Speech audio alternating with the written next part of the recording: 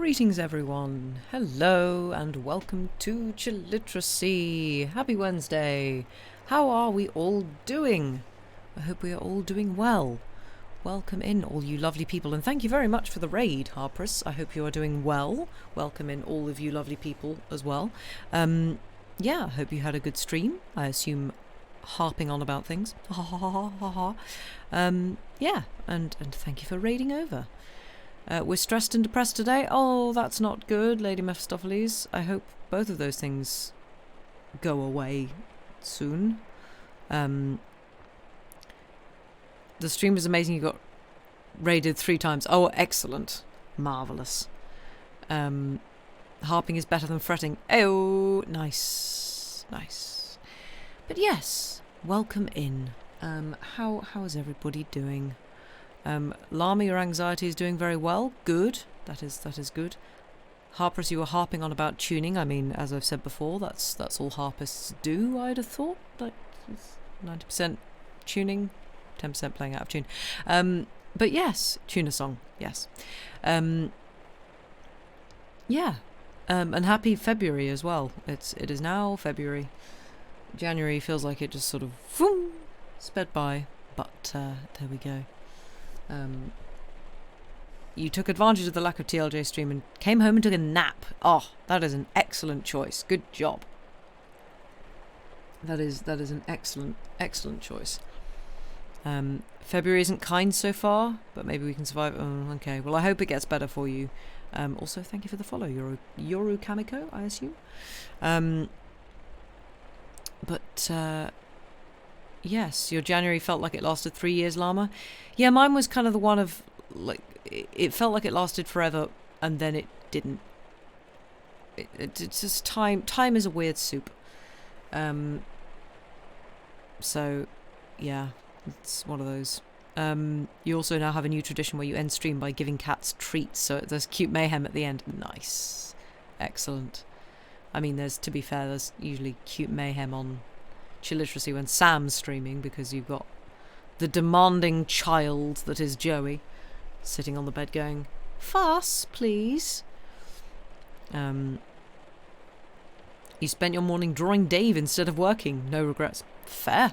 That is a good way to spend a morning. Yes. Our Lord and Saviour Joey. Yep. That's the lad. Now, I need fuss now. Yeah, exactly. I realised we have more emotes of Joey. As like, yeah. We have 3 emotes for one thing. And we don't have 3 emotes for any other thing. So, Joey wins. You have 2 Siamese ladies added to your 2 European cats, and they're loud. Oh, Siamese cats are loud. Yeah. My aunt used to have Siamese, and they just don't shut up. Meow. Yeah. More emotes of Joey than Billy Topaz. This is true. We need to rectify this. They scream. Yeah. They scream. They do.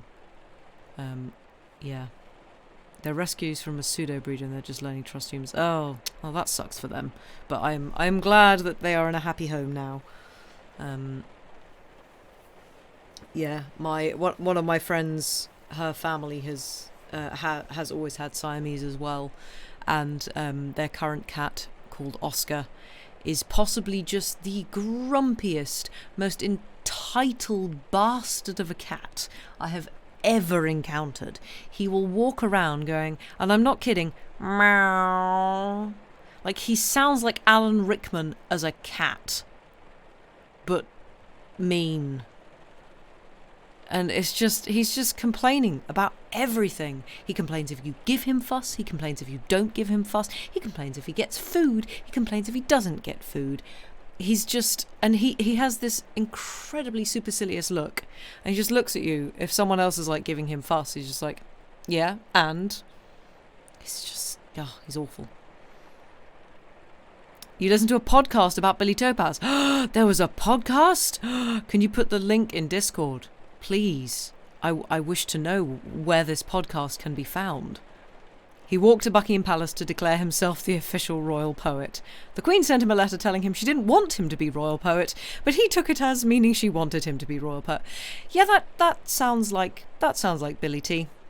That sounds like our William McGonagall. He just didn't take no for an answer. That is the most evocative description of a cat you've ever heard. What? Alan Rickman as a cat? Do you have any idea how hard cats' lives are? And they have a bunch of them. Of course the poor fluffy bastard is complaining. Yeah, that's fair. But yeah, William McGonagall is just... Yeah, no, I know. The Topaz, yeah, he was named Topaz by the last emperor of Brazil who loved his poems so much, according to himself. Yeah, this is the thing, is like, everything is just like, he said this. Nothing's really corroborated, so it's like, I think you're just making stuff up now, dude. But, yeah, I mean, Topaz is just an excellent name to have, to add to one's collection of names. So, yeah, we love Billy Topes. He is the goat, as they say. Yeah. We need to spread the word of our Lord and Saviour, William Topaz McGonagall. He'd be such a famous internet celebrity if he was born now. That's a very good point. He would be. He's like the Nick Cage of poetry, I feel. Or he would be, at least. Ooh, nope. Nick Cage again. Okay, that's fair. But like, in terms of like meme, like celebrity status. Was he the Tommy Wiseau of the 19th century? Yeah, I guess. He'd edit the crap out of his Wikipedia page. He would be the only one editing his Wikipedia page. He would be the only one creating his Wikipedia page. Yeah, but like, obviously, yes, the talent is slightly lacking, but I feel like he would be up there on, like, yeah, meme celebrity status as like, yeah, Nick Cage memes. I reckon. We need to have a Billy Topaz McGonagall revival, I feel. For he is wonderful. Was those Polish, by the way? Huh. Speaking of people named Cage, there was another note of that avant-garde music piece played, or about to be played. Yes, this is true. I've forgotten the name of it, but it's numbers. The longest piece ever. Had a chord change the other day. Very exciting. Because good old John Cage decided to write the longest piece in existence. Because of course he did.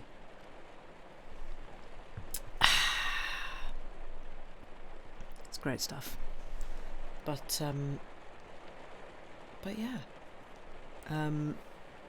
Tonight I only have 2 stories for tonight because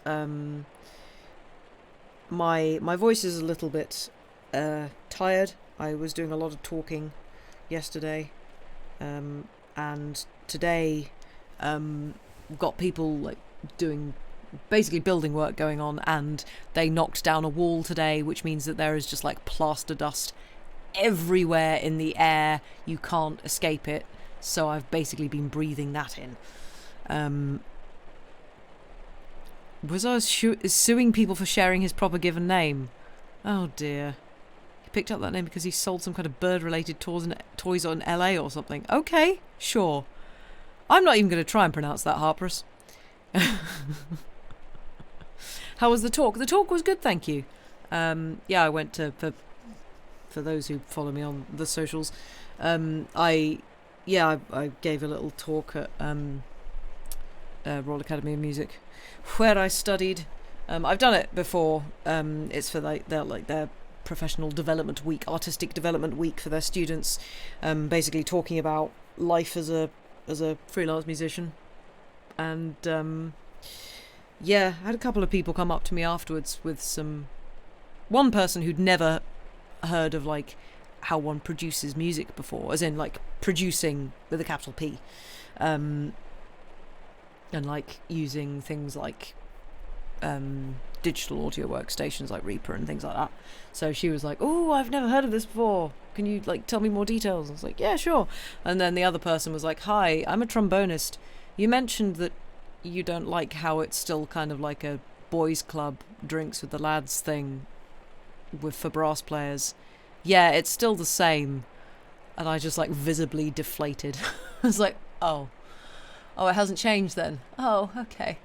So, yeah, fun. Polish does indeed continue to have more consonants than seems entirely reasonable. Yeah, I am not looking, well, I am looking forward to going to Poland, but also absolutely not, because there is no way in hell I'm going to know where, like, what anything is, and that is a name. You have far too many Zs. Like, you have, hang on, in that name there are 1, 2, 3, 4, 5, 6, 7, 8, 9 consecutive consonants. You're worse than Welsh. Dear Lord. That is... Poland, are you okay? Drop me a DM if you need. I'm happy to translate. Thanks. Yeah. Polish Scrabble must be wild. That's a good point.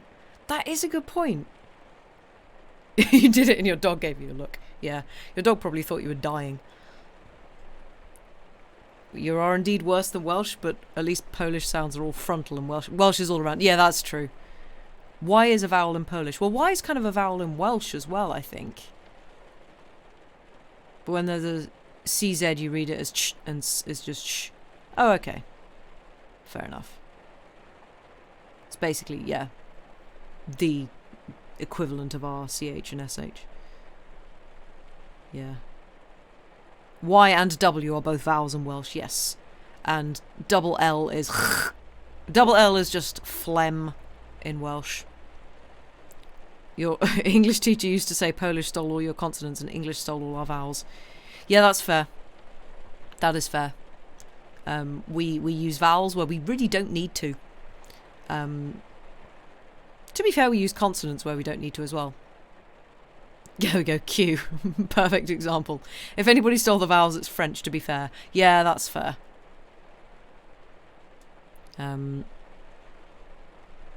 Yeah. Yeah, we have a lot of unnecessary vowels. Yeah, wazo is pretty good. That's not bad. I mean, your word for yes is just vowels. So, yeah. Wazoo!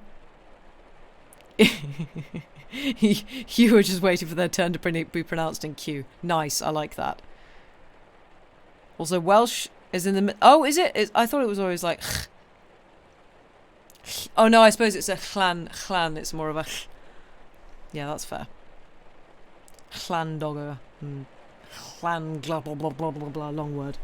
Sorry, Trelawney. Apologies to the Welsh people out there.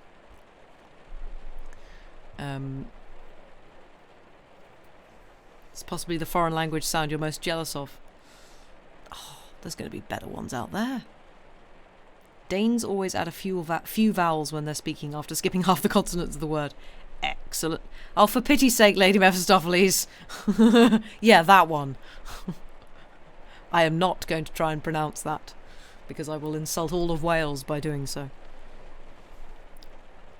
But yes. How do we get onto language? I don't even know.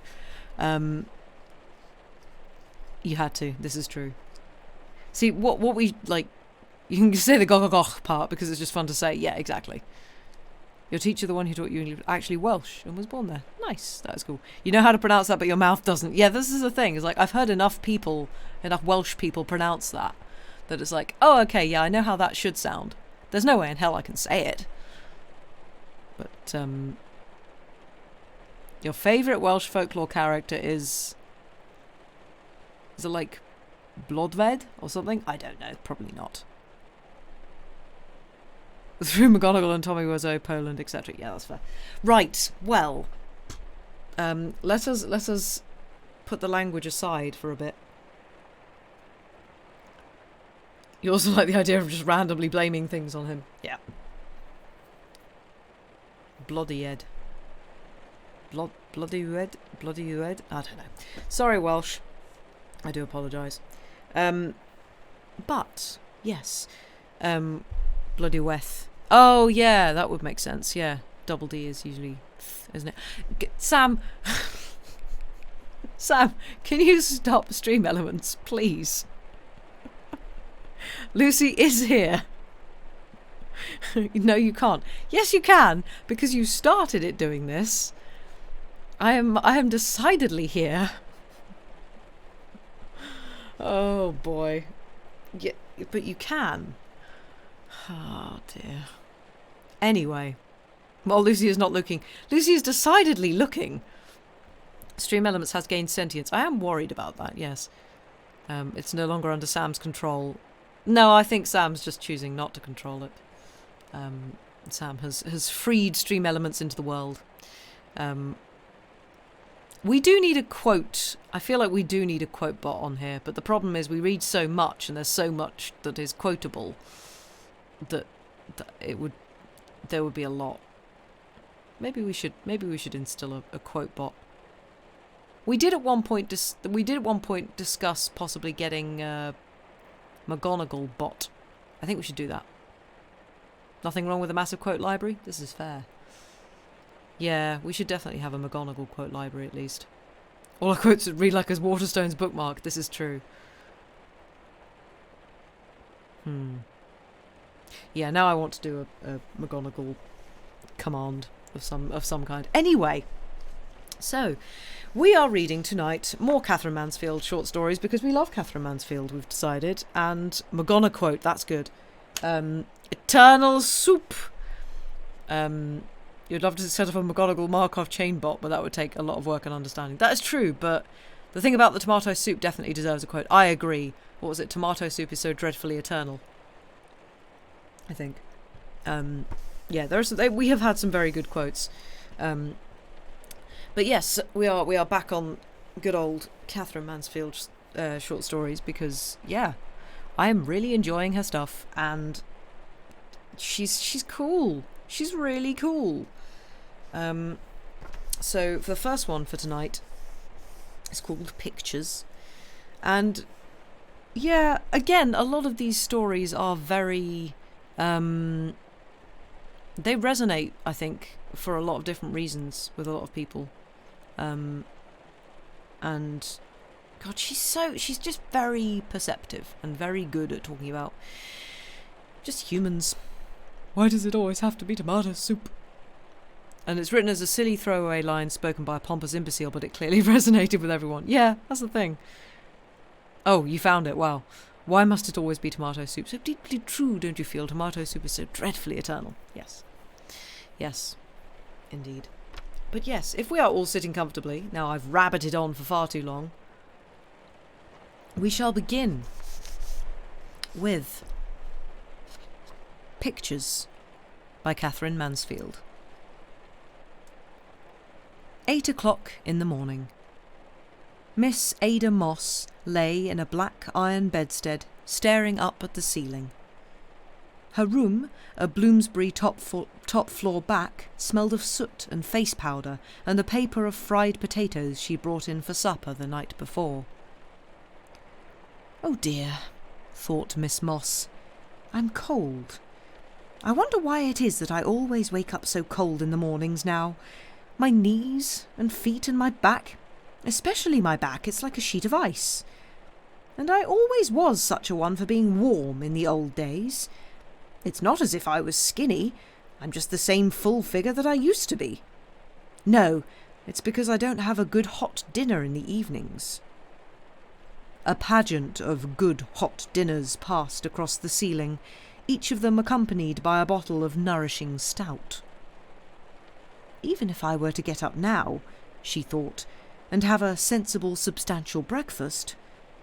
A pageant of sensible, substantial breakfasts followed the dinners across the ceiling, shepherded by an enormous white, uncut ham. Miss Moss shuddered and disappeared under the bedclothes. Suddenly, in bounced the landlady. "There's a letter for you, Miss Moss." "Oh," said Miss Moss, far too friendly. Thank you very much, Miss Pine. It's very good of you, I'm sure, to take the trouble. No trouble at all, said the landlady. I thought perhaps it was the letter you'd been expecting. Why, said Miss Moss brightly, yes, perhaps it is. She put her head on one side and smiled vaguely at the letter. I shouldn't be surprised. The landlady's eyes popped. Well, I should, Miss Moss, said she, and that's how it is. And I'll trouble you to open it, if you please. Many is the lady in my places would have done it for you and have been within her rights. For things can't go on like this, Miss Moss. No, indeed, they can't. What with week in, week out, and first you've got it and then you haven't, and then it's another letter lost in the post, or another manager down at Brighton but will be back on Tuesday for certain. I'm fair sick and tired, and I won't stand it no more. Why should I, Miss Moss, I ask you, at a time like this, with prices flying up in the air, and my poor dear lad in France? My sister Eliza was saying to me yesterday, Minnie, she says, you're too soft-hearted. You could have let that room time and time again, says she, and if people won't look after themselves in times like these, nobody else will, she says. She may have had a college education and sung in West End concerts, says she, but if your Lizzie says what's true, she says, and she's washing her own wovens and drying them on the towel rail, it's easy to see where the finger's pointing. And it's high time you had done with it, says she. Miss Moss gave no sign of having heard this.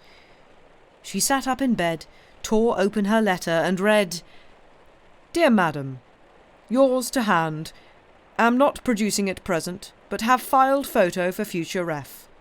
Yours truly, Backwash Film Company. This letter seemed to afford her peculiar satisfaction. She read it through twice before replying to the landlady. Well, Mrs. Pine, I think you'll be sorry for what you said. This is from a manager asking me to be there with evening dress at 10 o'clock next Saturday morning. But the landlady was too quick for her. She pounced, secured the letter. Oh, is it? Is it indeed? She cried. Give me back that letter. Give it back to me at once, you bad, wicked woman, cried Miss Moss, who could not get out of bed because her nightdress was slit down the back. Give me back my private letter. The landlady began slowly backing out of the room, holding the letter to her buttoned bodice. So it's come to this, has it? Said she. Well, Miss Moss, if I don't get my rent at 8 o'clock tonight, we'll see who's a bad, wicked woman. That's all. Here she nodded mysteriously. And I'll keep this letter. Here her voice rose. It will be a pretty little bit of evidence. And here it fell, sepulchral, my lady. The door banged, and Miss Moss was alone. She flung off the bedclothes, and sitting by the side of the bed, furious and shivering, she stared at her fat white legs with their great knots of greeny blue veins. Cockroach! That's what she is! She's a cockroach! Said Miss Moss. I could have her up for snatching my letter. I'm sure I could. Still keeping on her nightdress, she began to drag on her clothes. Oh, if I only could pay that woman, I'd give her a piece of my mind that she wouldn't forget. I'd tell her off proper. She went over to the chest of drawers for a safety pin, and seeing herself in the glass, she gave a vague smile and shook her head. Well, old girl, she murmured, you're up against it this time and no mistake. But the person in the glass made an ugly face at her. You silly thing, scolded Miss Moss. Now, what's the good of crying? You'll only make your nose red. No, you get dressed and go out and try your luck. That's what you've got to do. She unhooked her vanity bag from the bedpost, rooted in it, shook it, turned it inside out. I'll have a nice cup of tea at an ABC to settle me before I go anywhere, she decided. I've got 1 3d. Yes, just 1 3.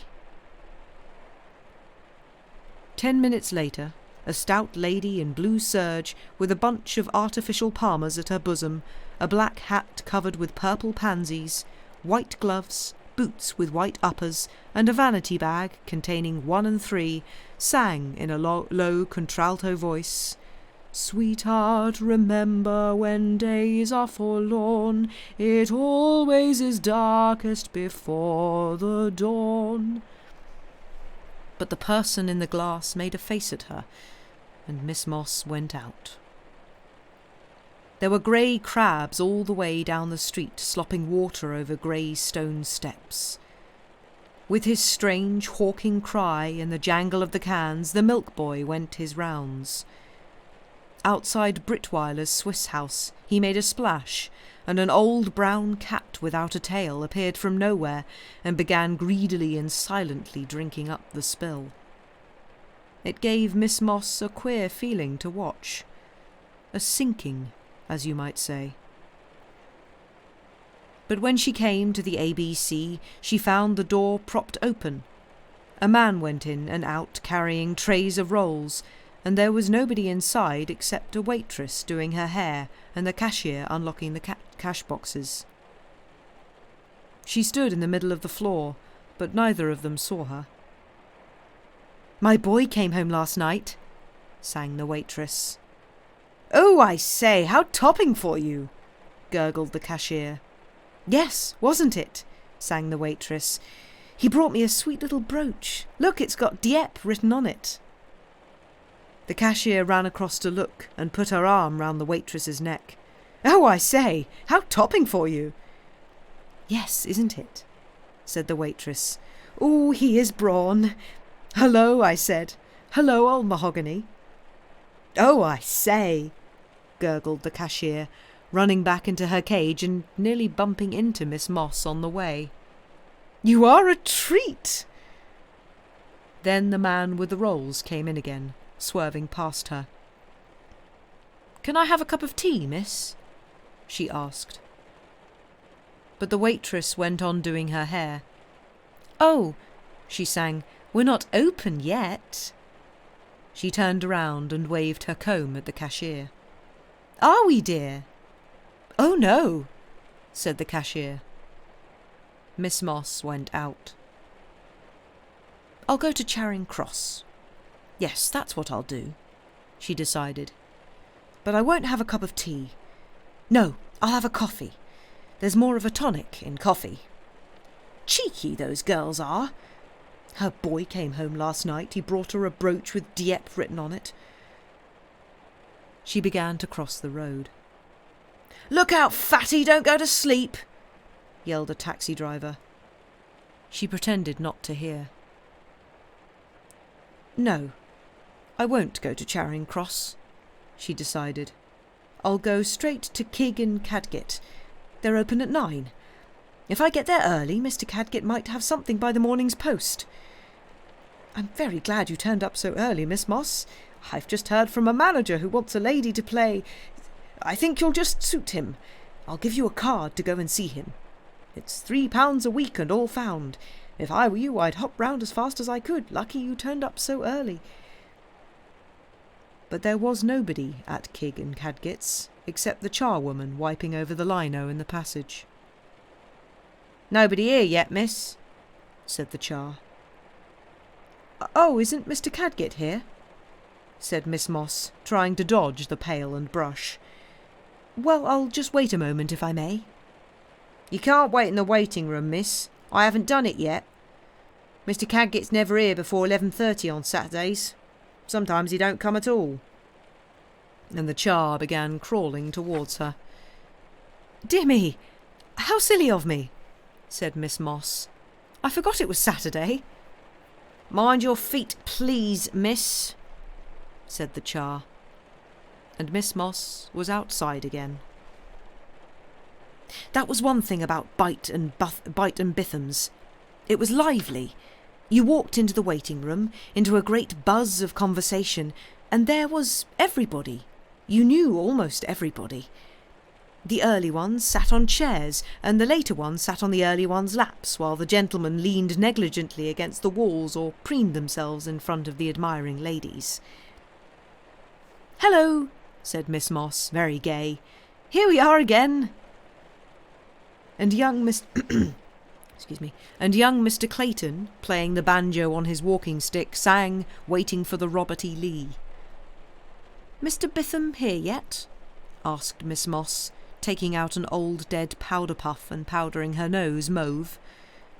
"Oh yes, dear," cried the chorus.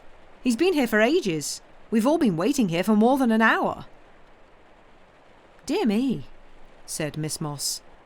"Anything doing, do you think?" "Oh, a few jobs going for South Africa," said young Mr. Clayton.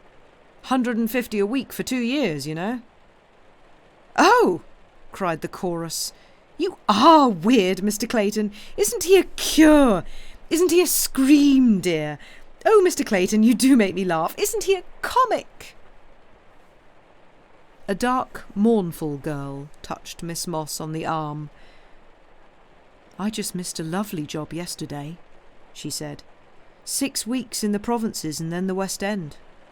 The manager said I would have got it for certain if only I'd been robust enough. He said if my figure had been fuller, the part was made for me. She stared at Miss Moss, and the dirty dark red rose under the brim of her hat looked, somehow, as though it shared the blow with her, and was crushed too. "Oh dear, that was hard lines," said Miss Moss, trying to appear indifferent. "What was it, if I may ask?" But the dark, mournful girl saw through her, and a gleam of spite came into her heavy eyes. "Oh, no good to you, my dear," said she. "He wanted someone young, you know, a dark Spanish type. My style, but more figure, that was all." The inner door opened, and Mr. Bitham appeared in his shirt sleeves. He kept one hand on the door, ready to whisk back again, and held up the other. "Look here, ladies." And then he paused, grinned his famous grin before he said, "And boys?" The waiting room laughed so loudly at this that he had to hold both hands up. "It's no good waiting this morning. Come back Monday. I'm expecting several calls on Monday." Miss Moss made a desperate rush forward. "Mr. Bitham, I wonder if you've heard from—" "Now let me see," said Mr. Bitham slowly, staring. He had only seen Miss Moss 4 times a week for the past— how many weeks? "Now, who are you?" "Miss Ada Moss." "Oh, yes, of course, my dear." Not yet, my dear. Now, I had a call for 28 ladies today, but they had to be young and able to hop it a bit, see? And I had another call for 16, but they had to know something about sand dancing. Look here, my dear, I'm up to the eyebrows this morning. Come back on Monday week. It's no good coming before that." He gave her a whole grin to herself and patted her fat back. "Hearts of oak, dear lady," said Mr. Bitham. "Hearts of oak." At the North East Film Company, the crowd was all the way up the stairs. Miss Moss found herself next to a fair little baby thing, about 30, in a white lace hat with cherries round it. "What a crowd," said she. "Anything special on?" "Didn't you know, dear?" said the baby, opening her immense pale eyes. "There was a call at 9:30 for attractive girls. We've all been waiting for hours. Have you played for this company before?" Miss Moss put her head on one side. "No, I don't think I have." "They're a lovely company to play for," said the baby. "A friend of mine has a friend who gets £30 a day. Have you acted much for the films?" "Well, I'm not an actress by profession," confessed Miss Moss. "I'm a contralto singer, but things have been so bad lately that I've been doing a little." "It's like that, isn't it, dear?" said the baby. "I had a splendid education at the College of Music," said Miss Moss, "and I got my silver medal for singing. I've often sung at West End concerts. But I thought, for a change, I'd try my luck." "Yes, isn't it like that? dear. Sorry. Yes, it's like that, isn't it, dear? Said the baby. At that moment, a beautiful typist appeared at the top of the stairs. Are you all waiting for the northeast call? Yes, cried the chorus. Well, it's off. I've just had a phone through. But look here, what about our expenses? Shouted a voice. The typist looked down at them, and she couldn't help laughing. Oh, you weren't to have been paid. The northeast never pay their crowds. There was only a little round window at the Bitter Orange Company. No waiting room. Nobody at all except a girl who came to the window when Miss Moss knocked and said, Well? Can I see the producer, please? Said Miss Moss pleasantly. The girl leaned on the window bar, half shut her eyes and seemed to go to sleep for a moment. Miss Moss smiled at her. The girl not only frowned, she seemed to smell something vaguely unpleasant. She sniffed. Suddenly she moved away, came back with a paper and thrust it at Miss Moss. Fill up the form, said she, and banged the window down. Can you aviate, high dive, drive a car, buck jump, shoot? Read Miss Moss. She walked along the street asking herself these questions. There was a high, cold wind blowing. It tugged at her, slapped her face, jeered. It knew she could not answer them. In the square gardens she found a little wire basket to drop the form into, and then she sat down on one of the benches to powder her nose. But the person in the pocket mirror made a hideous face at her, and that was too much for Miss Moss. She had a good cry. It cheered her wonderfully. Well, that's over, she sighed. It's one comfort to be off my feet, and my nose will soon get cool in the air. It's very nice in here. Look at the sparrows. Cheep, cheep. How close they come. I expect somebody feeds them. No, I've nothing for you, you cheeky little things. She looked away from them. What was the big building opposite? The Café de Madrid? My goodness, what a smack that little child came down. Poor little mite. Never mind, up again. By 8 o'clock tonight. Café de Madrid. I could just go in and sit there and have a coffee, that's all, thought Miss Moss. It's such a place for artists, too. I might just have a stroke of luck. A dark, handsome gentleman in a fur coat comes in with a friend and sits at my table, perhaps.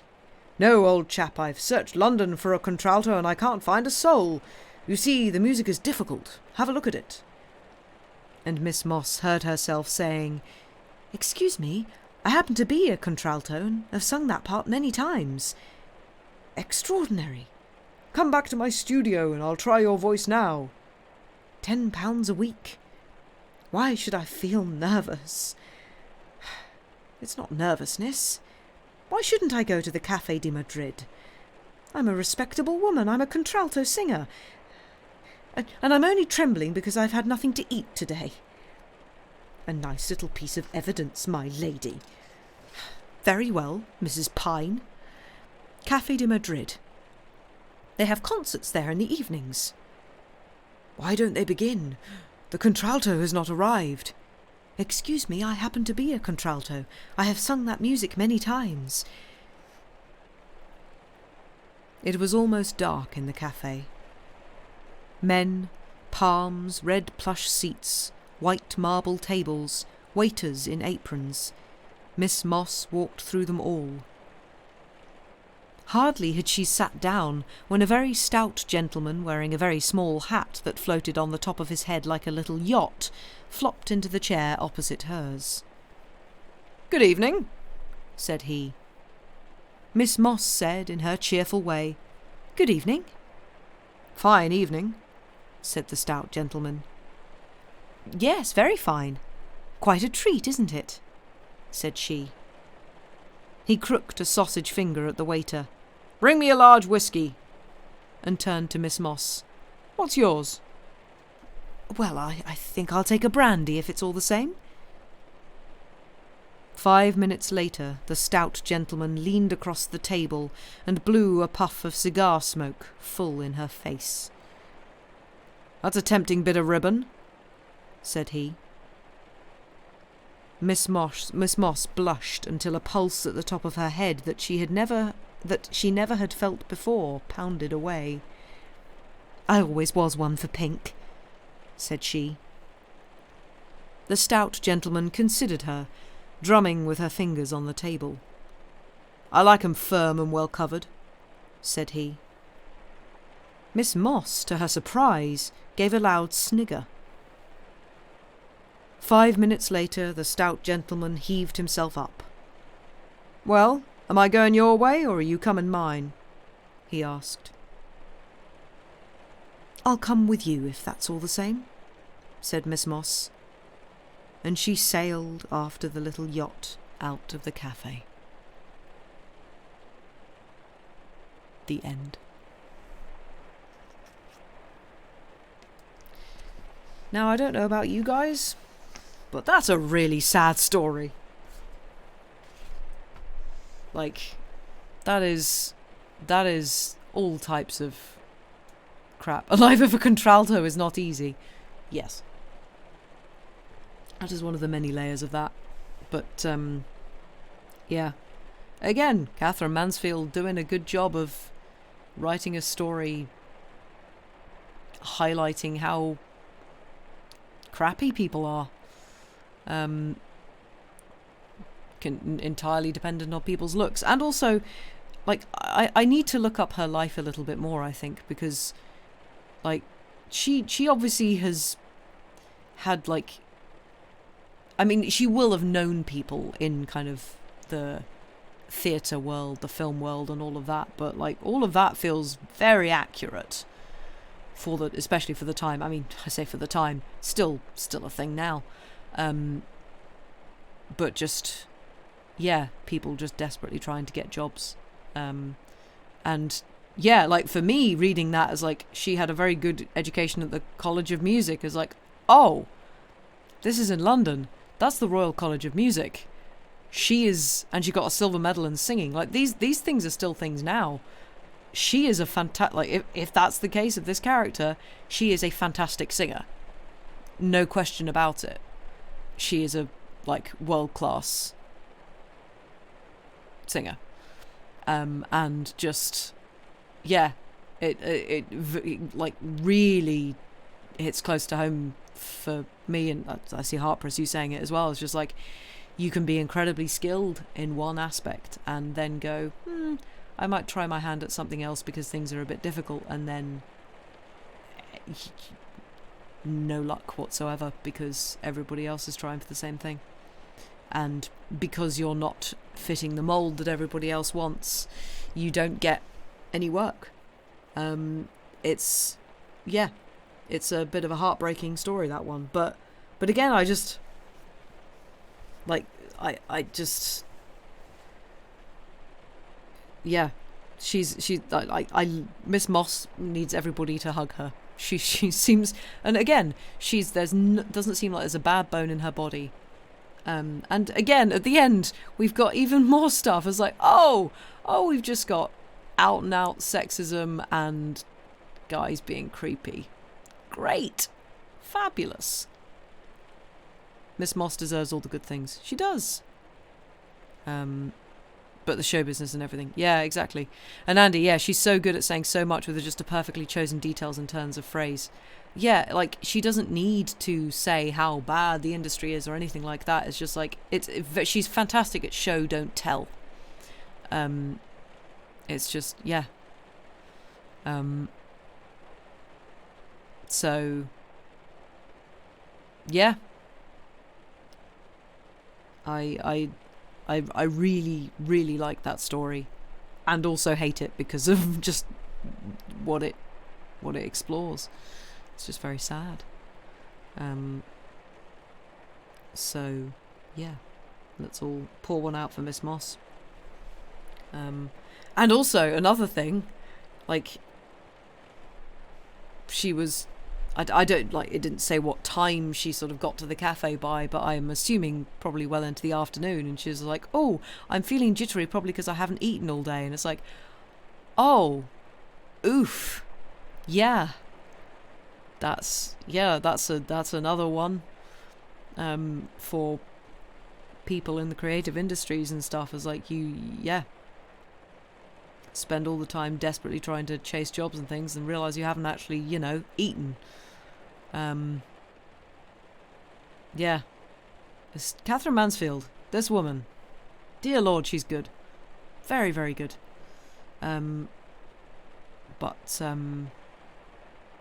Yeah. I also love the fact that since I've been reading Katherine Mansfield stories, basically everything's got more serious. Well, kind of. She's got a good sense of humour too, obviously. But we've, like, hard pivot from ghost stories to oof. And then she goes with a terrible sexist man because he's the only one who said he likes how she looks.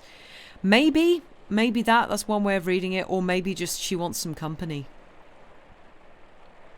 And also the implication was there to be a financial transaction involved. Yeah, she has to make money by 8 p.m. and yeah, that's kind of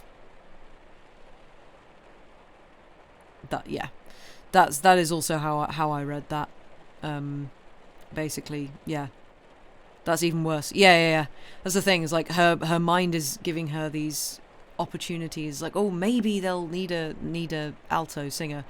Contralto always, like, we say alto most of the time now rather than contralto. They are basically the same thing.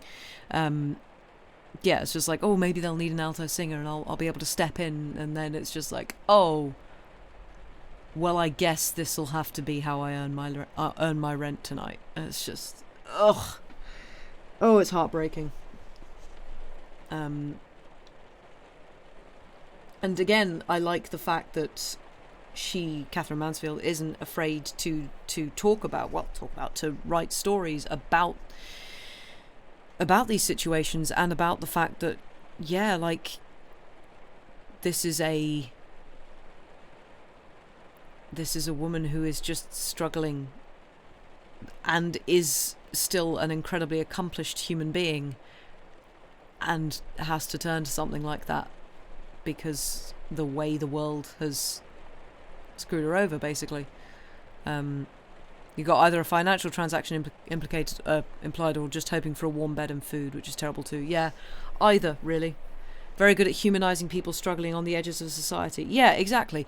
But also, with this story specifically, not just like the outliers. It's like, oh, lots of people are in the same boat, because obviously there are loads of people queuing up at these film studios. So it's like, oh no, this isn't just the one person, this is just an example of the kind of things that, again, people don't write about. A lot of writers write about sort of creative types and artistic types as, the romanticized struggling artist who is still a genius and whose work will speak for itself and all of that kind of stuff. And it's just like, no, that's not how this works. A struggling artist is a struggling artist. They can't eat. What hit the closest to home is every time she tries to sell her skills, she is turned down because of her looks, but when she's wanted for her looks, her skills are irrelevant. None of them see her as a full-fledged person. Yeah, absolutely. Yeah, it's just sad. Yeah.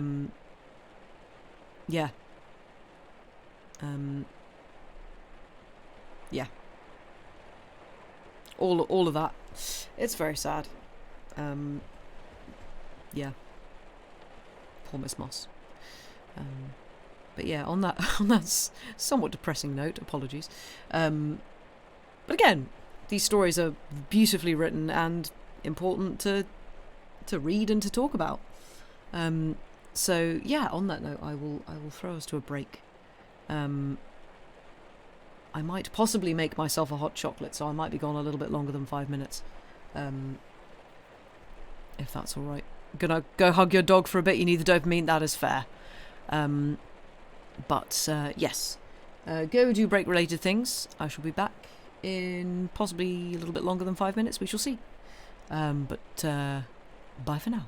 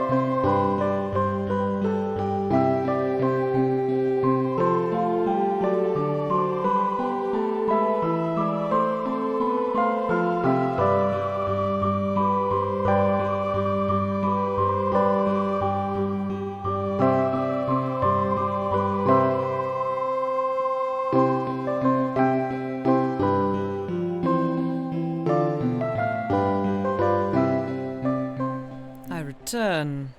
Welcome back, everybody. Hot chocolate has been acquired for Parola. Excellent. Also for me. Also, thank you very much, Angeline, for the resub.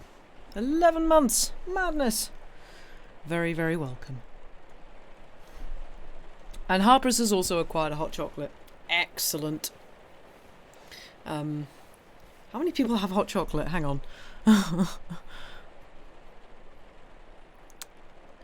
Is Yoro also getting a hot chocolate? Oh, Harper's, you've got one of those chocolate stirrer thingies. Nice. Is that what? Do you mean like one of the ones that have got like a stick with chocolate on the end that you swirl and melt, or one of the fancy like velvetizer thingy-majigs? Are we going to need a emote for it? Well, we have a mug. Mug works, right? Stick with chocolate on the end. Nice. Yeah, they're quite handy. Yeah, we've already got a mug, exactly. That mug can be filled with anything you would like. And Llama, you're a heretic who doesn't like hot chocolate. That is fair. Just iced tea for you, Andy. Nice. Also, welcome in, Boodot. Hope you are well. You have a hot chocolate with Baileys. Does that count? Yeah, obviously that counts. Though, personally, not a fan of Baileys. Too sweet for me. But I know many, many people are. Excuse the slurping. You have just regular hot chocolate, Angeline? Nice. You were in the kitchen when I asked. Nice. Yeah, I have. Yeah, I like no sugar hot chocolates. So I get like yeah, I get 100% chocolate flakes and hot milk and just it's good stuff. And then occasionally, if I'm feeling extra decadent, I either put alcohol of some description in, like brandy or occasionally rum, and also like cinnamon's really good to put in. Cinnamon, nutmeg, just good stuff. And if I'm really feeling it's stupidly decadent and want to do a proper like Viennese hot chocolate, you put an egg yolk in, which is lethal. Really good, but lethal. The blocks on stirrers were among Christmas gifts, so you drink them from time to time. Yeah, they're good. They're good Christmas gifts. Yeah, egg yolk. Apparently, that is the Viennese way to make a hot chocolate. Is you temper the egg, and then you put it in. It just makes it even richer. It's like drinking. It's a custard. It's basically a custard. It's ridiculous. You put extra sugar in with your cocoa powder and also marshmallow if you're feeling sassy. Nice. You have Malibu to add your hot chocolate. Nice. I feel like either Sam or I or both of us have added coffee liqueur to hot chocolates we've had before, and it works very nicely. Your family adds egg yolk to broth. Nice. You froth your hot chocolate with a hand whisk. Nice. I mean, it's a good technique. That I have done that in the past. It works nicely. You have to have a receptacle that will let you whisk a hot chocolate without just getting it everywhere. Your hot chocolate is made with a powder that's mostly cocoa powder and sugar. Yeah, that's also a good way of making it. You need to try it with the coffee rum though. Ooh, yeah, you do. I need to try that as well. with your coffee rum. Sam has Kraken coffee rum. You don't have any? I thought you did. Oh no, you just have the normal stuff, don't you? Yes. Only regular Kraken, yeah. You need to find a recipe for hot chocolate like you got in Spain. It's like drinkable pudding. Wow, okay. That sounds lethal. It's confusing to you to use actual hot chocolate for hot chocolate. Actual chocolate for hot chocolate. Oh, it's the best way. I mean, cocoa, using cocoa powder and stuff is also very good. Just a slightly different taste and texture. When you were working in a coffee shop, potato starch to your hot chocolate. Wow. How does that work? Does that not taste odd? Does that not taste like really savoury? Because I suppose it's kind of, it's not that flavoursome. I guess. But yeah, that does sound intriguing. If it's cocoa powder, then it's cocoa, and chocolate makes hot chocolate. Yeah, I would agree on that. Potato starch doesn't have a taste. Oh, okay. I just assumed it would. Fair enough. Excuse me for slurping. This is quite hot chocolate. It's a thing called Kisiel? Question mark in Poland. Okay. Oh, hi Thunder. Sorry, your name is the same colour as Harper's. I didn't notice you. Welcome in. Hope you are well. Lovely to see you. It's potato starch, water, and fruit juice. Ooh, that sounds intriguing.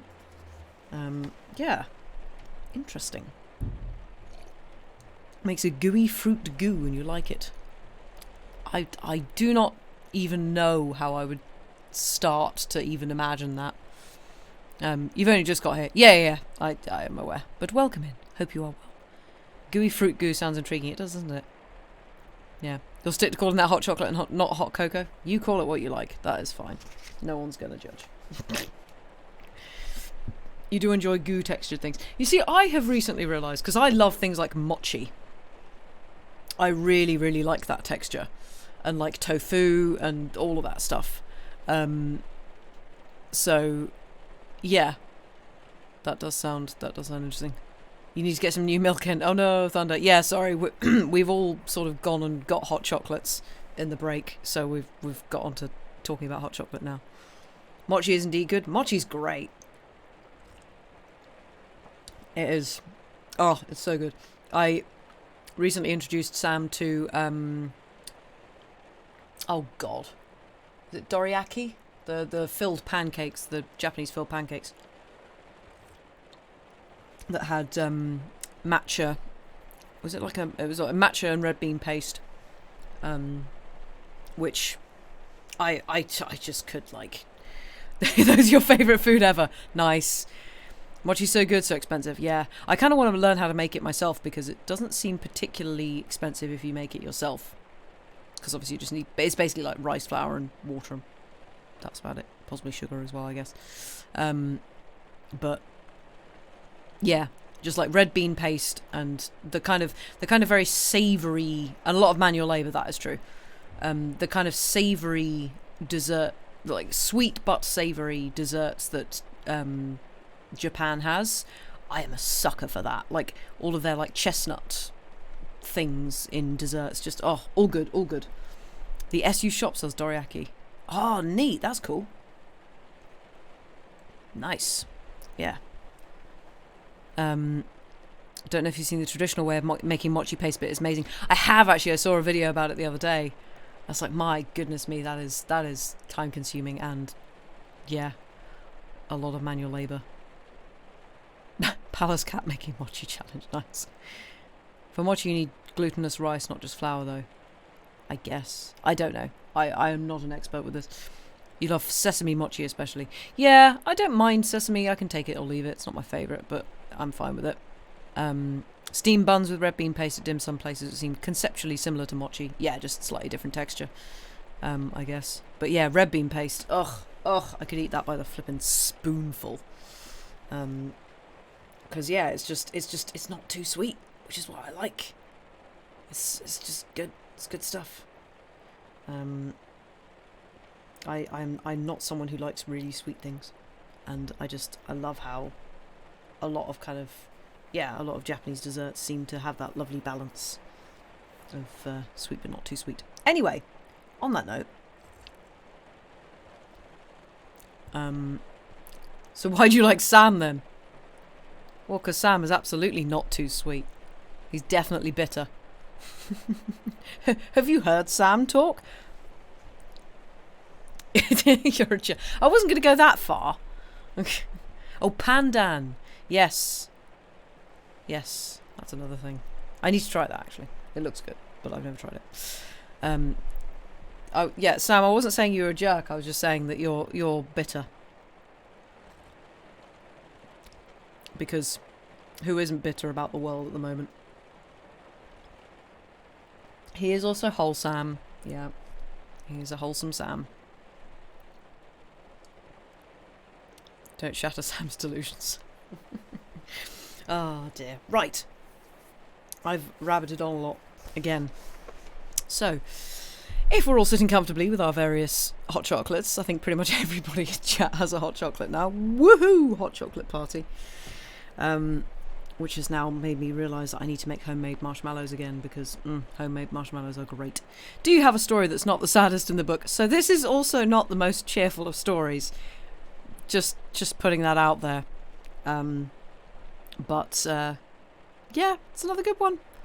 Homemade marshmallows. Ooh, yeah, surprisingly not that difficult to make. And really light and fluffy and yummy and good, and you can flavour them however you want. It's great stuff. Anyway, you have no hot chocolate but 2 cats, so it works out. I guess that's a pretty good alternative. Although you can't really drink cats. I mean, their hair will try and get in things that you drink, but anyway. Good exchange rate, yes. Let us continue, if we are all sitting comfortably, with The Garden Party by Katherine Mansfield. And after all, the weather was ideal. They could not have had a more perfect day for a garden party if they had ordered it. Windless, warm, the sky without a cloud. Only the blue was veiled with a haze of light gold, as is sometimes in early summer. The gardener had been up since dawn, mowing the lawns and sweeping them, until the grass and the dark flat rosettes where the daisy plants had been seemed to shine.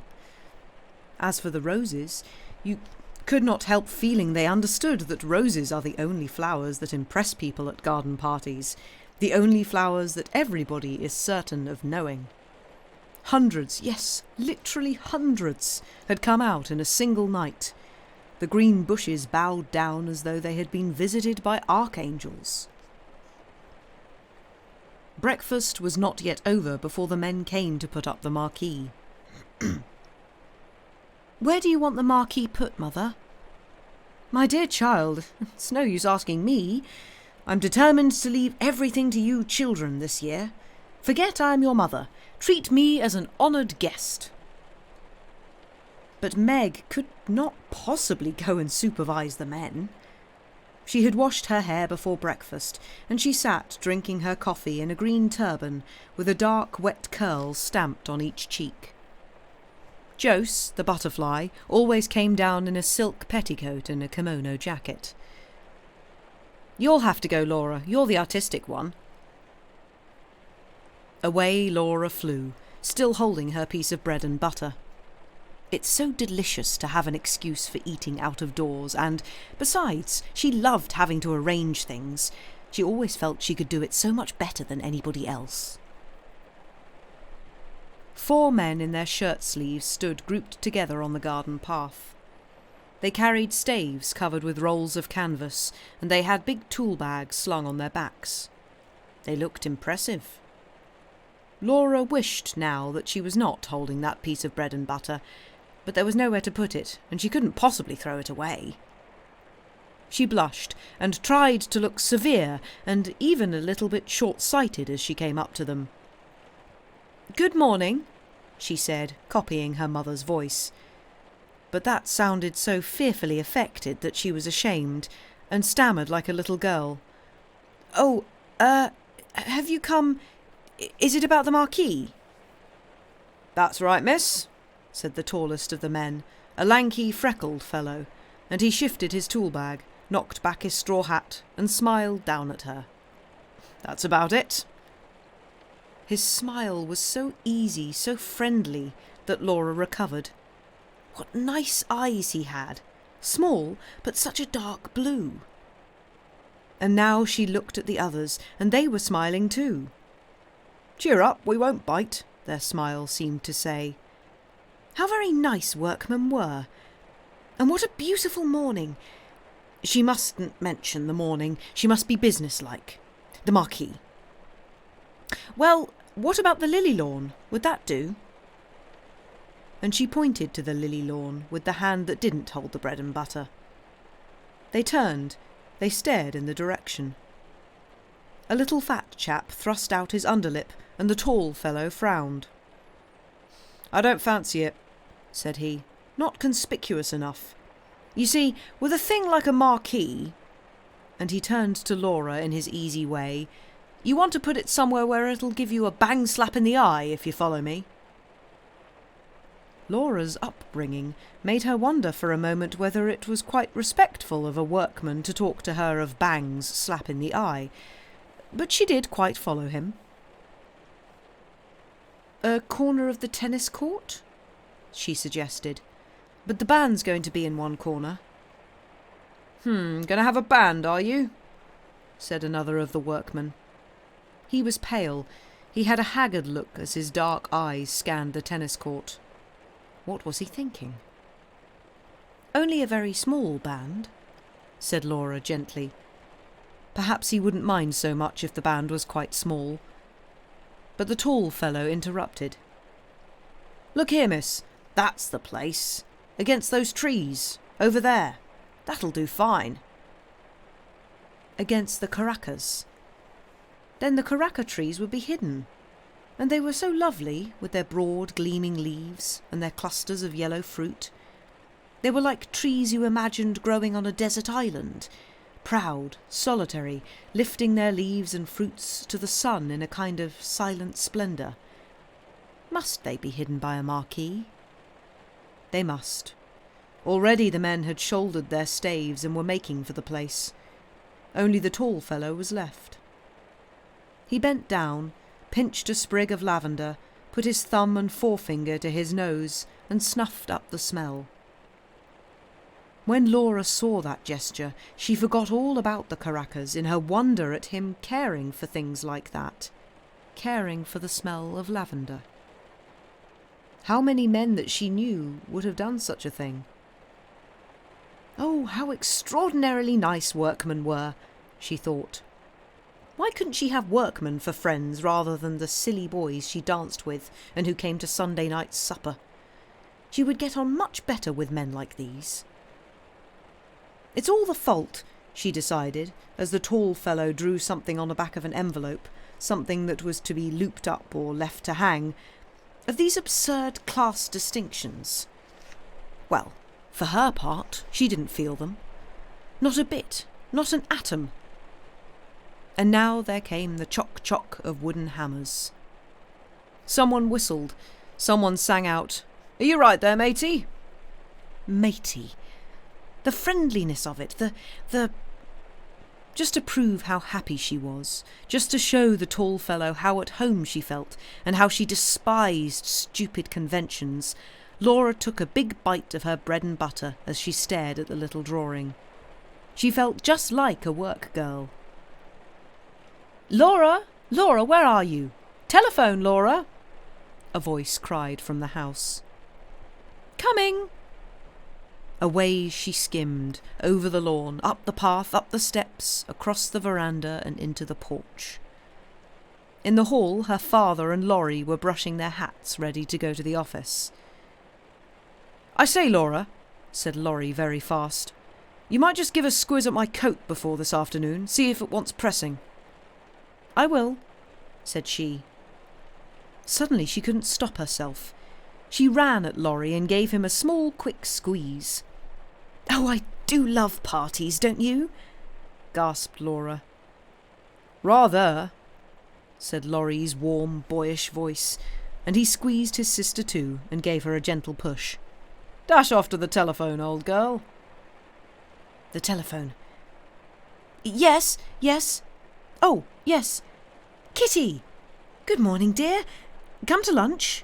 "Do, dear. Delighted, of course. It will only be a very scratch meal. Just the sandwich crusts and broken meringue shells and what's left over." "Yes, isn't it a perfect morning?" "You're white?" "Oh, I certainly should. One moment. Hold the line, Mother's calling." And Laura sat back. "What, Mother? Can't hear." Mrs. Sheridan's voice floated down the stairs. "Tell her to wear that sweet hat she had on last Sunday." Mother says you're to wear that sweet hat you had on last Sunday." "Good. 1 o'clock. Bye-bye." Laura put back the receiver, flung her arms over her head, took a deep breath, stretched and let them fall. "Ha!" she sighed, and the moment after the sigh she sat up quickly.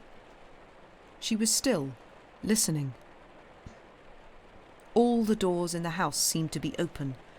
The house was alive with soft, quick steps and running voices. The green baize door that led to the kitchen regions swung open and shut with a muffled thud. Excuse me. And now there came a long, chuckling, absurd sound. It was the heavy piano being moved on its stiff casters. But the air! If you stopped to notice, was the air always like this? Little faint winds were playing chase in at the tops of the windows, out at the doors. And there were 2 tiny spots of sun, one on the inkpot, one on a silver photograph frame, playing too. Darling little spots. Especially the one on the inkpot lid. It was quite warm. A warm little silver star. She could have kissed it. The front doorbell pealed, and there sounded the rustle of Sadie's print skirt on the stairs. A man's voice murmured. Sadie answered, careless. "I'm sure I don't know. Wait, I'll ask Mrs. Sheridan." "What is it, Sadie?" Laura came into the hall. "It's the florist, Miss Laura." It was indeed. There, just inside the door, stood a wide, shallow tray full of pots of pink lilies. No other kind. Nothing but lilies. Canna lilies, big pink flowers, wide open, radiant, almost frighteningly alive on bright crimson stems. "Oh, Sadie!" said Laura, and the sound was like a little moan. She crouched down as if to warm herself at that blaze of lilies. She felt they were in her fingers, on her lips, growing in her breast. "It's a mistake," she said faintly. "Nobody ever ordered so many. Sadie, go and find Mother." But at that moment Mrs. Sheridan joined them. "It's quite right," she said calmly. "Yes, I ordered them. Aren't they lovely?" She pressed Laura's arm. "I was passing the shop yesterday and I saw them in the window. And I suddenly thought, for once in my life, I shall have enough canna lilies. The garden party will be a good excuse." "But I thought you said you didn't mean to interfere," said Laura. Sadie had gone. The florist's man was still outside at his van. She put her arm round her mother's neck and gently, very gently, she bit her mother's ear. "My darling child, you wouldn't like a logical mother, would you? Don't do that. Here's the man." He carried more lilies still. Another whole tray. "Bank them up just inside the door on both sides of the porch, please," said Mrs. Sheridan. "Don't you agree, Laura?" "Oh, I do, Mother." In the drawing room, Meg, Jose and good little Hans had at last succeeded in moving the piano. "Now, if we put this Chesterfield against the wall and move everything out of the room except the chairs, don't you think?" "Quite. Hans, move these tables into the smoking room and bring a sweeper to take those marks off the carpet and—" "One moment, Hans." Jose loved giving orders to the servants and they loved obeying her. She always made them feel they were taking part in some drama. "Tell Mother and Miss Laura to come here at once." "Very good, Miss Jose." She turned to Meg. "I want to hear what the piano sounds like, just in case I'm asked to sing this afternoon. Let's try over 'This Life is Weary.'" Pom-ta-ta-ti-ta. The piano burst out so passionately that Jose's face changed. She clasped her hands. She looked mournfully and enigmatically at her mother and Laura as they came in. "This life is weary, a tear, a sigh, a love that changes. This life is weary, a tear, a sigh, a love that changes, and then goodbye. But at the word goodbye, and although the piano sounded more desperate than ever, her face broke into a brilliant, dreadfully unsympathetic smile. "Aren't I in good voice, Mummy?" she beamed. "This life is weary, hope comes to die, a dream awakening." But now Sadie interrupted them. "What is it, Sadie?" "If you please, Cook says, have you got the flags for the sandwiches?" "The flags for the sandwiches, Sadie?" echoed Mrs. Sheridan dreamily, and the children knew by her face that she hadn't got them. "Let me see." And she said to Sadie firmly, "Tell Cook I'll let her have them in 10 minutes. Sadie went. "Now, Laura," said her mother quickly, "come with me into the smoking room. I've got the names somewhere on the back of an envelope. You'll have to write them out for me. Meg, go upstairs this minute and take that wet thing off your head. Jose, run and finish dressing this instant. Do you hear me, children? Or shall I have to tell your father when he comes home tonight? And Jose, pacify Cook if you do go into the kitchen, will you? I'm terrified of her this morning." The envelope was found at last behind the dining room clock, though how it had got there Mrs. Sheridan could not imagine. "One of you children must have stolen it out of my bag, because I remember vividly. Cream cheese and lemon curd. Have you done that?" "Yes. Egg and—" Mrs. Sheridan held the envelope away from her. "It looks like mice. It can't be mice, can it?" "Olive, pet," said Laura, looking over her shoulder. "Oh, yes, of course, olive. What a horrible combination it sounds. Egg and olive." They were finished at last, and Laura took them off to the kitchen.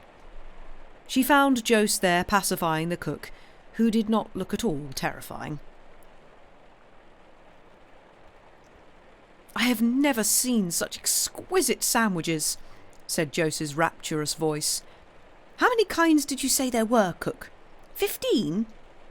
15, Miss Jose. Well, Cook, I congratulate you." Cook swept up crusts with the long sandwich knife and smiled broadly. "Godbus has come," announced Sadie, issuing out of the pantry. She had seen the man pass the window. That meant the cream puffs had come. Godbus were famous for their cream puffs. Nobody ever thought of making them at home.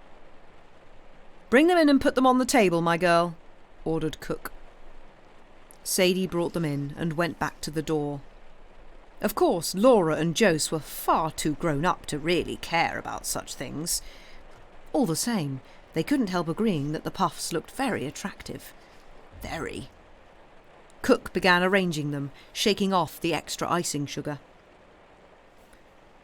"Don't they carry one back to all one's parties?" said Laura. "I suppose they do," said practical Jose, who never liked to be carried back. "They look beautifully light and feathery, I must say." "Have one each, my dears," said Cook in her comfortable voice. "Your ma won't know." "Oh, impossible. Fancy cream puffs so soon after breakfast. The very idea made one shudder."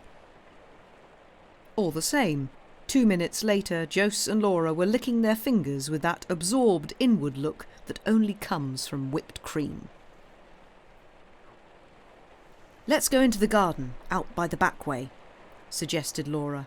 "I want to see how the men are getting on with the marquee. They're such awfully nice men." But the back door was blocked by Cook, Sadie, Godber's man and Hans. Something had happened. "Tuck, tuck, tuck," clucked Cook like an agitated hen. Sadie had her hand clapped to her cheek as though she had toothache. Hans' face was screwed up in the effort to understand. Only Godber's man seemed to be enjoying himself. It was his story. "What's the matter? What's happened?" "There's been a horrible accident," said Cook. A man killed. A man killed? Where? How? When? But Godber's man wasn't going to have his story snatched from under his very nose. Know those little cottages just below here, miss? Know them? Of course she knew them. Well, there's a young chap living there, name of Scott, a carter. His horse shied at a traction engine, corner of Hawk Street this morning, and he was thrown out on the back of his head. Killed. Dead? Laura stared at Godber's man. Dead when they picked him up, said Godber's man with relish. They were taking the body home as I come up here. And he said to the cook, he's left a wife and 5 little ones. Jose, come here. Laura caught hold of her sister's sleeve and dragged her through the kitchen to the other side of the green baize door. There she paused and leaned against it. Jose, she said, horrified. However are we going to stop everything? Stop everything, Laura? Cried Jose in astonishment. What do you mean? Stop the garden party, of course. Why did Jose pretend? But Jose was still more amazed. Stop the garden party? My dear Laura, don't be so absurd. Of course we can't do anything of the kind. Nobody expects us to. Don't be so extravagant. But we can't possibly have a garden party with a man dead just outside the front gate.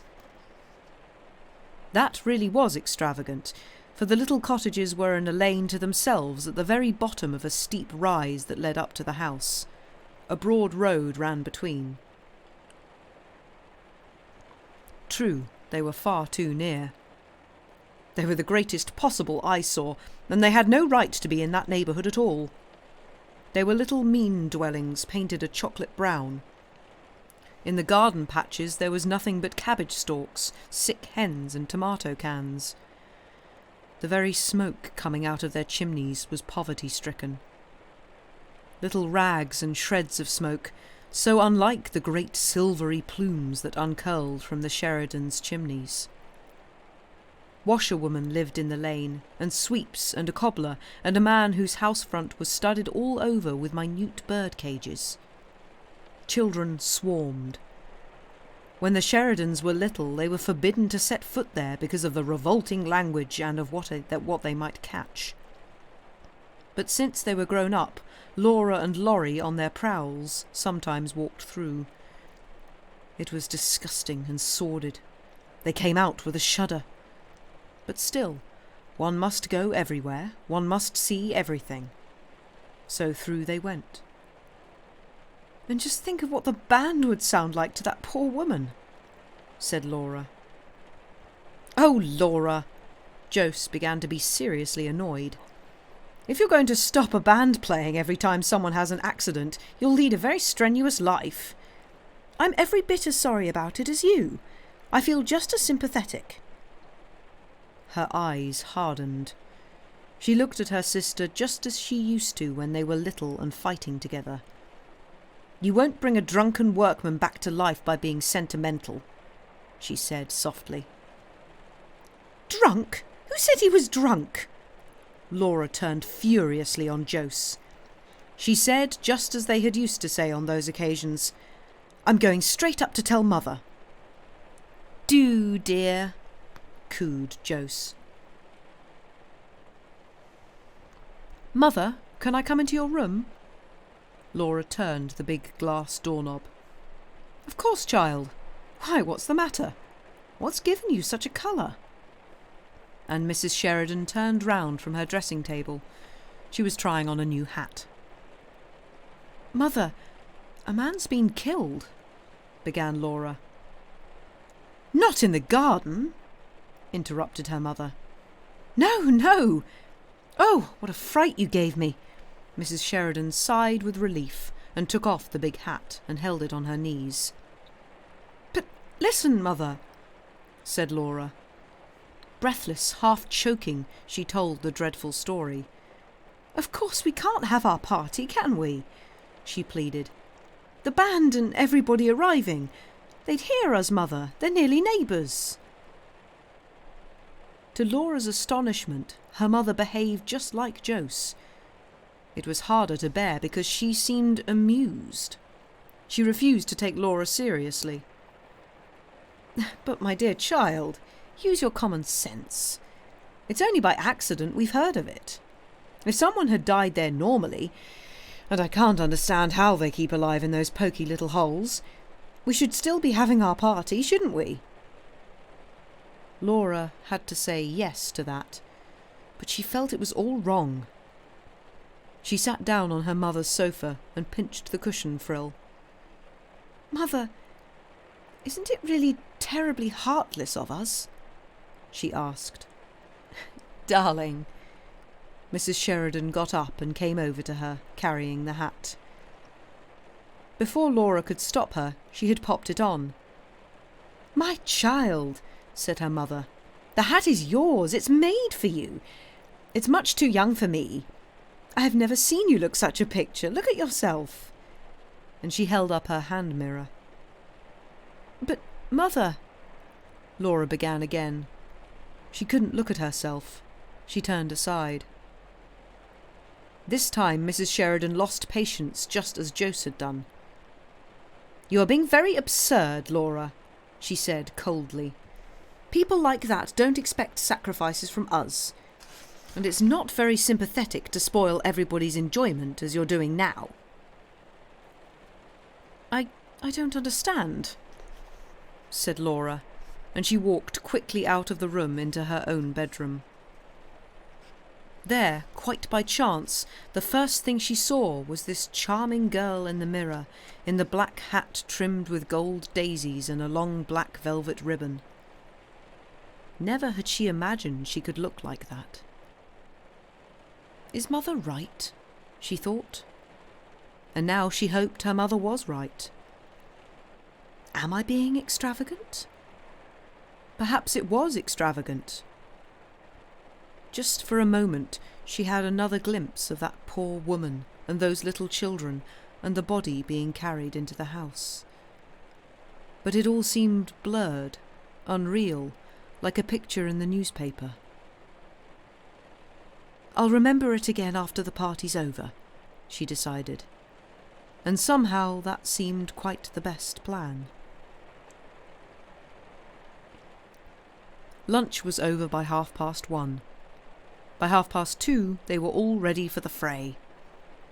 The green-coated band had arrived and was established in the corner of the tennis court. "My dear," trilled Kitty Maitland, "aren't they too like frogs for words? You ought to have arranged them round the pond with the conductor in the middle on a leaf." Laurie arrived and hailed them on his way to dress. At the sight of him, Laura remembered the accident again. She wanted to tell him.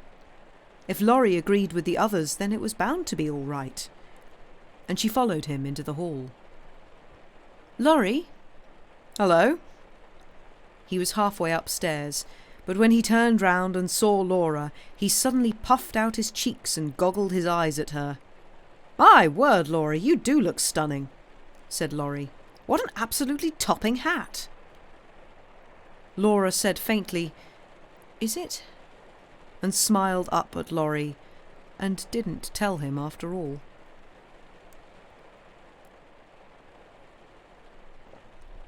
Soon after that, people began coming in streams. The band struck up.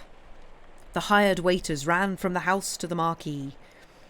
Wherever you looked, there were couples strolling, bending to the flowers, greeting, moving on over the lawn.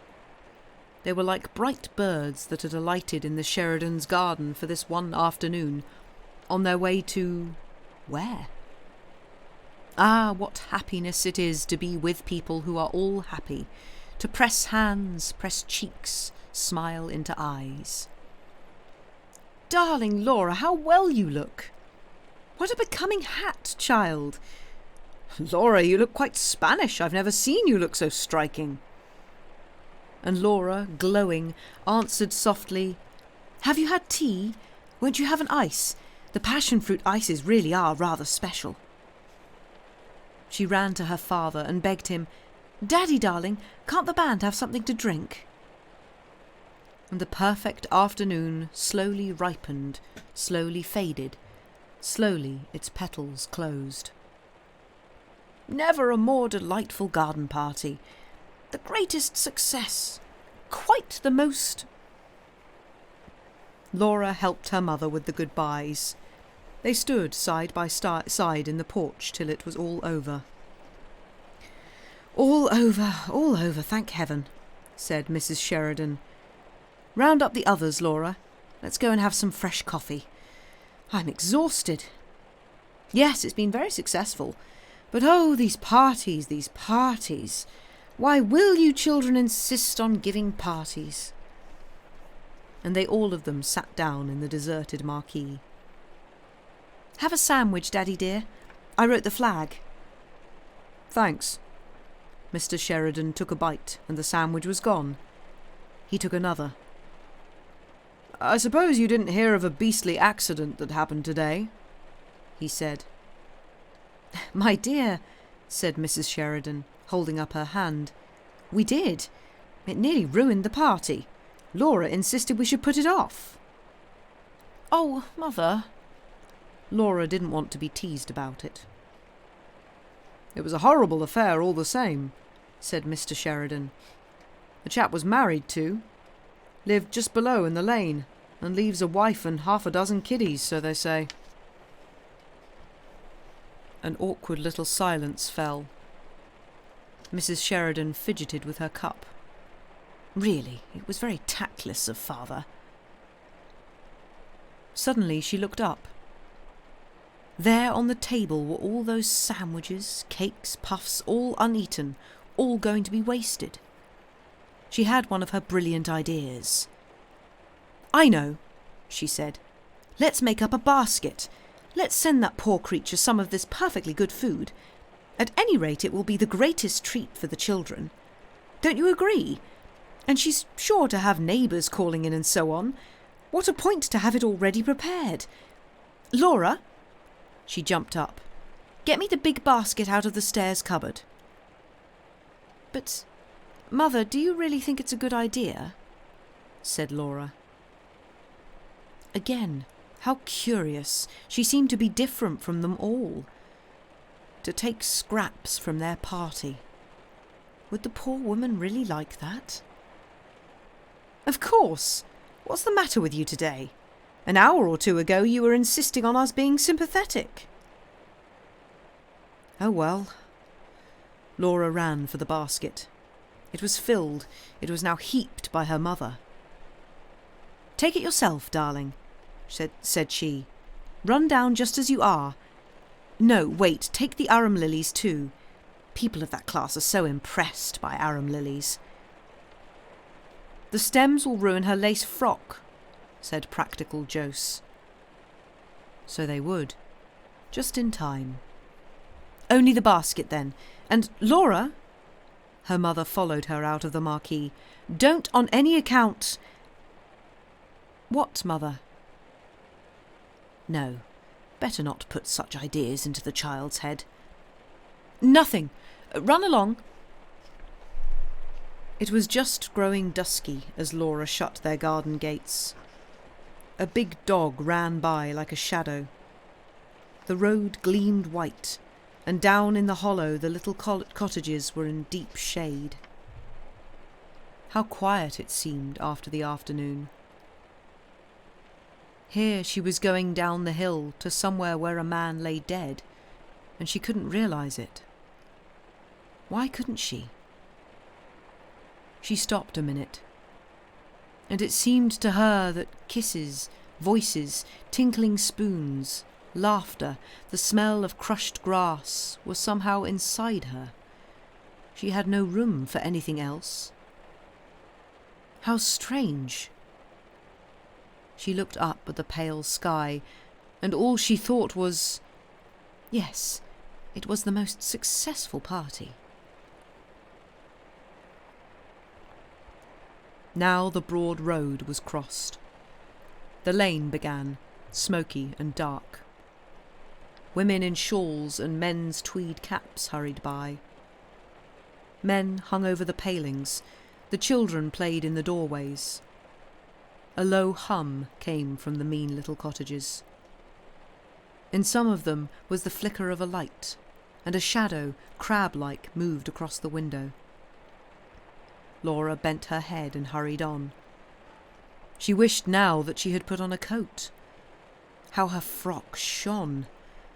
And the big hat with the velvet streamer. If only it was another hat. Were the people looking at her? They must be. It was a mistake to have come. She knew all along it was a mistake. Should she go back even now? No, too late. This was the house. It must be. A dark knot of people stood outside. Beside the gate, an old woman with a crutch sat in a chair, watching. She had her feet on a newspaper. The voices stopped as Laura drew near. The group parted. It was as though she was expected, as though they had known she was coming here. Laura was terribly nervous. Tossing the velvet ribbon over her shoulder, she said to a woman standing by, "Is this Mrs. Scott's house?" And the woman, smiling queerly, said, "It is, my lass." Oh, to be away from this! She actually said, "Help me, God," as she walked up the tiny path and knocked. To be away from those staring eyes, or to be covered up in anything, one of those women's shawls even. "I'll just leave the basket and go," she decided. "I shan't even wait for it to be emptied." Then the door opened. A little woman in black showed in the gloom. Laura said, "Are you Mrs. Scott?" But to her horror the woman answered, "Walk in, please, miss." And she was shut in the passage. "No," said Laura, I don't want to come in. I only want to leave this basket. Mother sent—" The little woman in the gloomy passage seemed not to have heard her. "Step this way, please, miss," she said in an oily voice, and Laura followed her.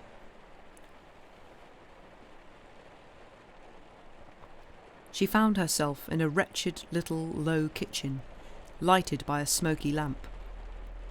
There was a woman sitting before the fire. "Em," said the little creature who had let her in. "Em, it's a young lady." She turned to Laura. She said meaningly, "I'm her sister, miss. You'll excuse her, won't you?" Oh, but of course," said Laura. Please don't disturb her. I only want to leave—" But at that moment the woman at the fire turned round. Her face, puffed up, red, with swollen eyes and swollen lips, looked terrible. She seemed as though she couldn't understand why Laura was there. What did it mean? Why was this stranger standing in the kitchen with a basket? What was it all about? And the poor face puckered up again. "All right, my dear," said the other. "I'll thank the young lady." And again she began, "You'll excuse her, miss, I'm sure." And her face, swollen too, tried an oily smile. Laura only wanted to get out, to get away. She was back in the passage. The door opened. She walked straight through into the bedroom, where the dead man was lying.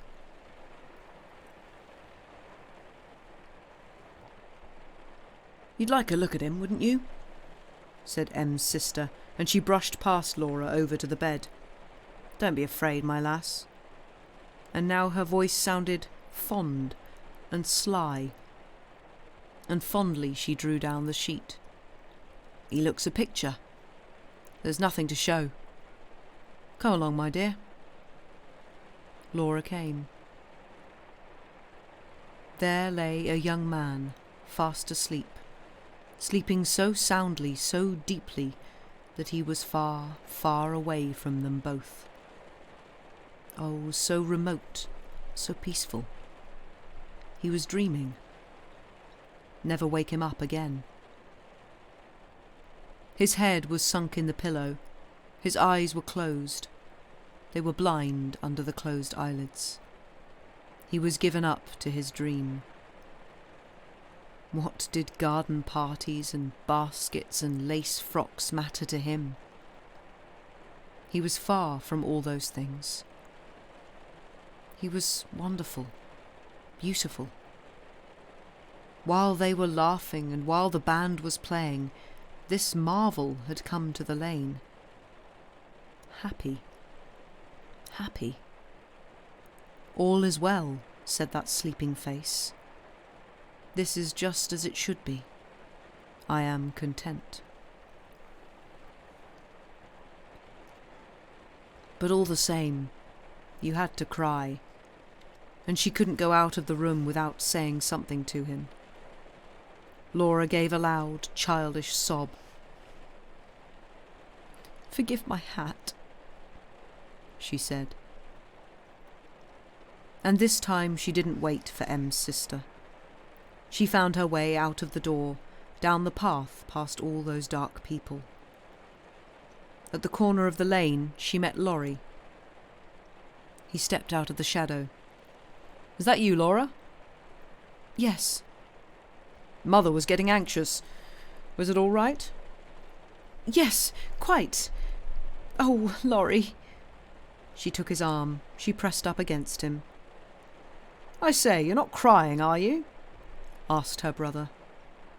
Laura shook her head. She was. Laurie put his arm round her shoulder. "Don't cry," he said in his warm, loving voice. "Was it awful?" "No," sobbed Laura. It was simply marvellous. But, Laurie..." She stopped. She looked at her brother. "Isn't life..." she stammered. "Isn't life..." But what life was she couldn't explain. No matter. He quite understood. "Isn't it, darling?" said Laurie. The end.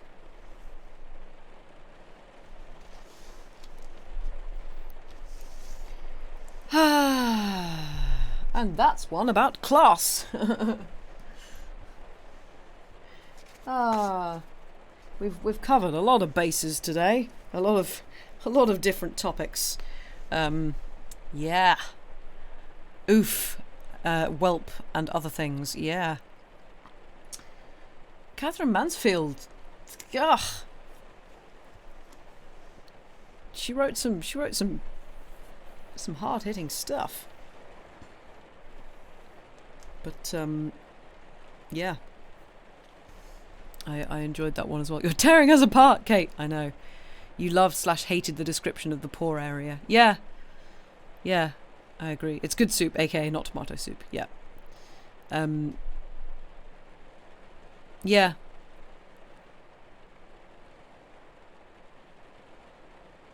I thought it was good.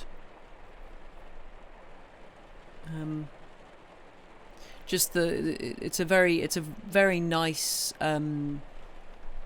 sort of duality between a bunch of well-to-do people gathered for a garden party and a bunch of poor people basically gathered together for, well, not a funeral, but for a death, and the different sort of how community works with. I guess it is awake, isn't it? Yeah, of course. Not Alan, lol. Learning that poor people are humans too in other stories. Yeah, I like Laura. Laura's a good character. We like Laura. But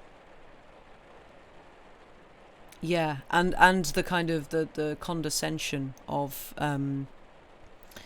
the condescension of the wealthy, of, oh, we can give them our leftovers type thing, and Laura being like, that's not very nice. I mean, sure, it's giving something, but you got a little bit of Mask of the Red Death vibe from the mother. Yeah, I can see that. But like, yeah, just not the main theme, but the way she absolutely captured the feeling of being like 14 and not entirely sure of how the world works, and the excruciating embarrassment of simply existing at that age. Yeah, exactly. I love the bit with the bread and butter. It's just like, oh no, I have a sandwich in my hand. What do I do with this? But also the thing about being that kind of age and realizing that something's wrong with the way people are dealing with things, but because you're young and everybody tells you this is how you should be, you're like, okay, I'll go with it, but I still don't feel like this is right, and I can't put my finger on why. But maybe I'm just too young. But yeah, like with the whole kind of, we don't want to give them our table scraps, this feels wrong. But then the mum being like, I thought you wanted to be sympathetic, just like, ugh. The absolute obliviousness of the mother and siblings is true to the real world, but it's so well written and displayed here. Yeah, that's the thing. Is like it's not kind of your classic kind of obvious rich people being awful, but it's just sort of the complacency of like, well, we've got nothing to do with this, so we're just going to carry on doing our thing. That isn't even like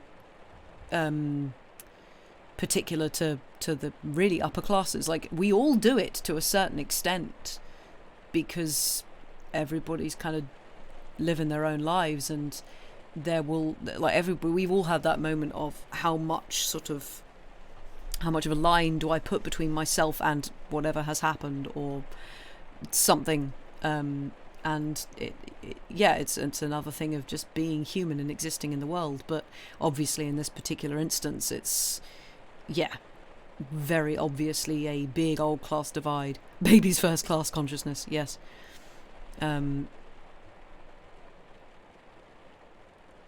Yeah, I really enjoyed that. I thought it was great. Also, how quickly Laura forgets about the death and enjoys her party and only recalls it when her dad mentions it. Yeah, that's the thing. And it's like the fact that she basically says, I'll forget about it until after the party and then I'll remember it again. It's like she has the privilege and the ability to do that because it hasn't affected her as such.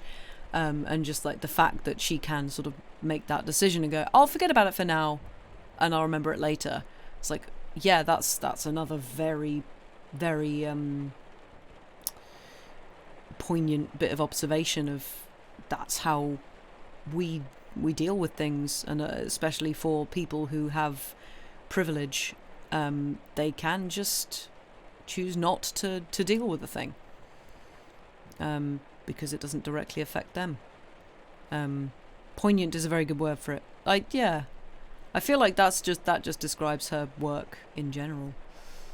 Like, there are a lot of, I mean, as we've seen with chats, like a lot of these stories, we've all had the reaction of oof, because she's hit the nail on the head, and it's resonated with all of us, even if we're not all like we all haven't been in specific situations here, but like all of these situations speak to just a larger bracket of being a human.